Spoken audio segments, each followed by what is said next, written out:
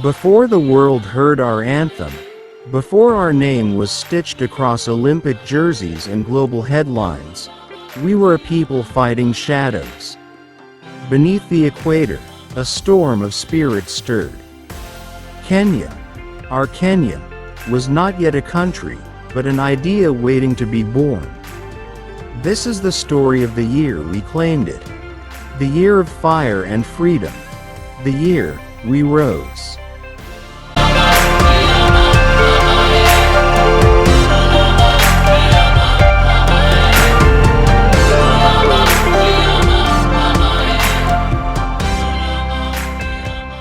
In 1963, Nairobi stood on the edge of change. The city still wore the clothes of empire, its buildings stamped with British order, its streets echoing colonial footsteps. Africans walked carefully in second-hand suits, eyes forward, voices hushed. The white man's law ruled here, but not for long. For behind the calm, something trembled. In the alley whispers, in underground meetings, in posters that dared to say, Uhuru. The city was holding its breath.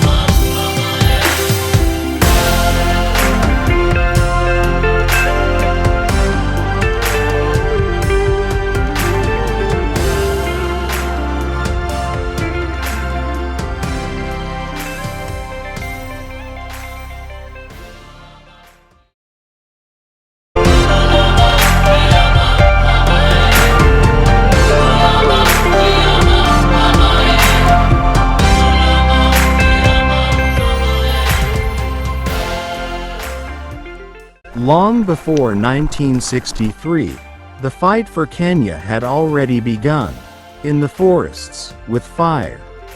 The Mau Mau warriors were branded as terrorists, but they were our revolutionaries. They gathered in the shadows of the Aberdares, armed not just with rifles, but with courage. Women boiled roots for strength. Children watched from the trees. When Dedan Kimathi was captured, they tried to kill our spirit. But the dream survived. Mau Mau did not win the war with guns. They won it with refusal. Refusal to bow. Refusal to forget who we were.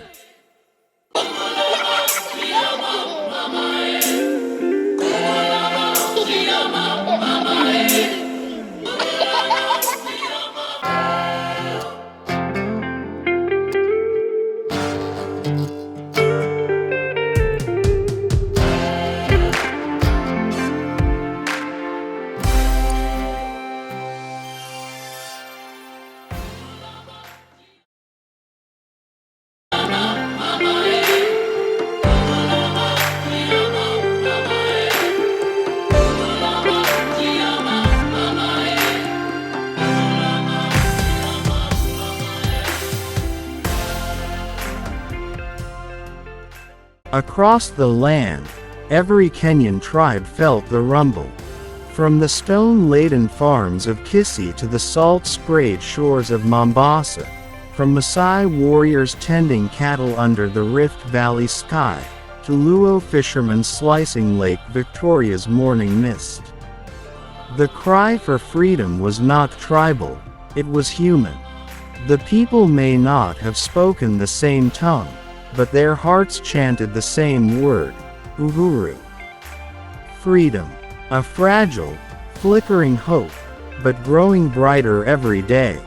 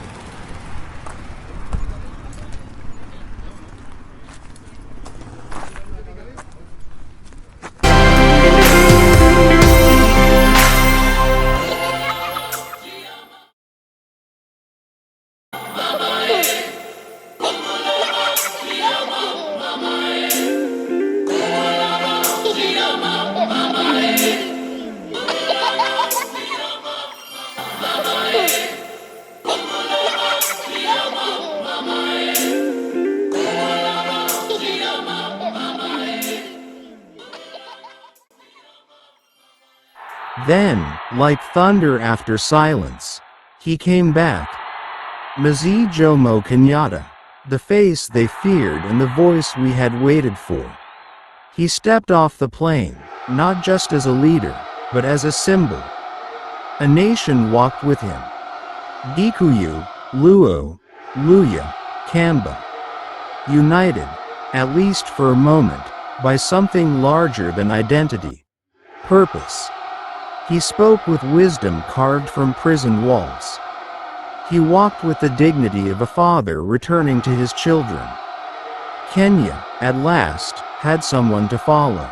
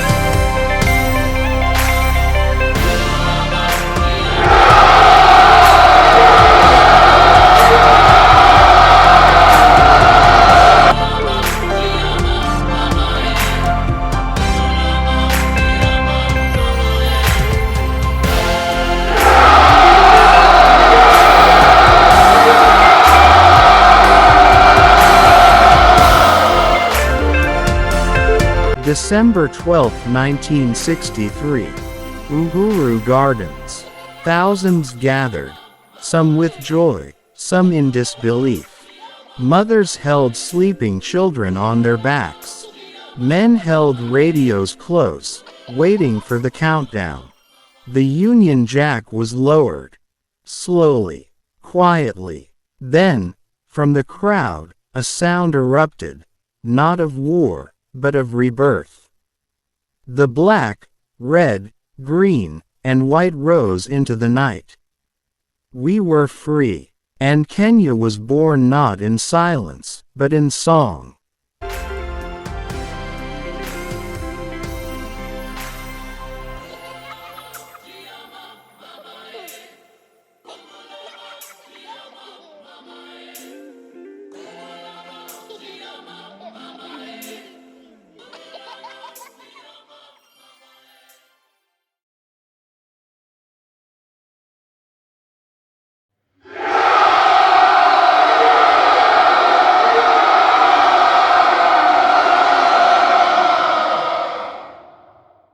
The sun rose on a free Kenya, and it looked different. It looked golden. Kenyatta stood before a crowd at the stadium and said, "The task is now greater than the struggle." And he was right. But in that moment, the pain of colonization cracked open into possibility. In the villages, drums beat like hearts. In the cities, tears fell like rain. For the first time, we could write our story in our own ink.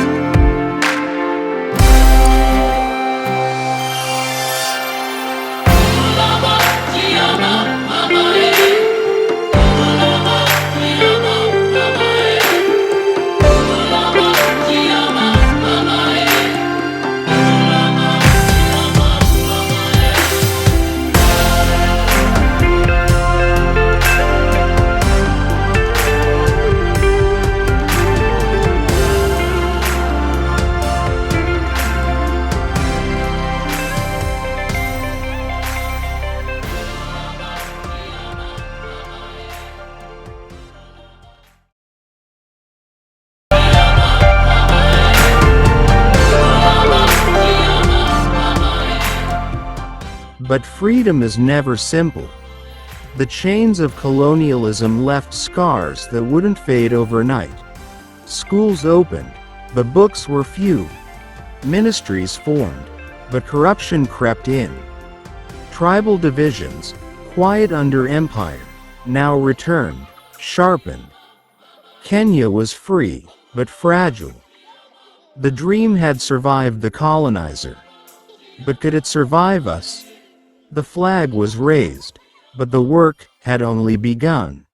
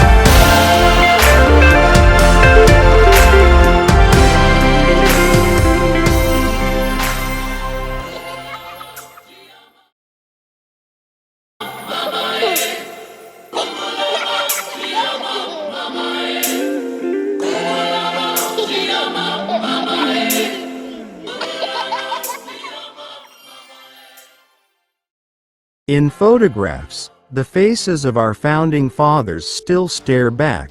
Kenyatta with his fly whisk, Mboya with his fire, Odinga with his resolve.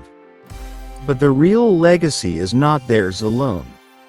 It belongs to the farmers who fed the fighters, the mothers who hid resistance in song, the students who now sit in classrooms paid for in blood. 1963 gave us the key. The question is, have we built a nation worthy of that moment?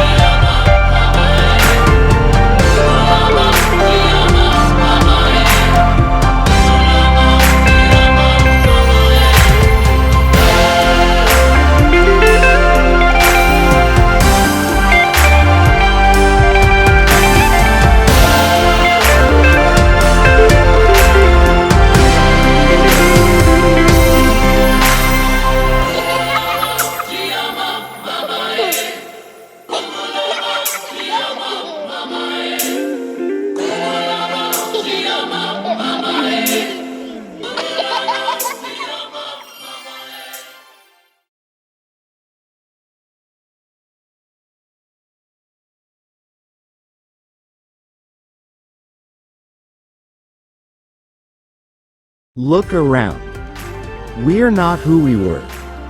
We're teachers, engineers, poets, rebels. We're flawed, but free.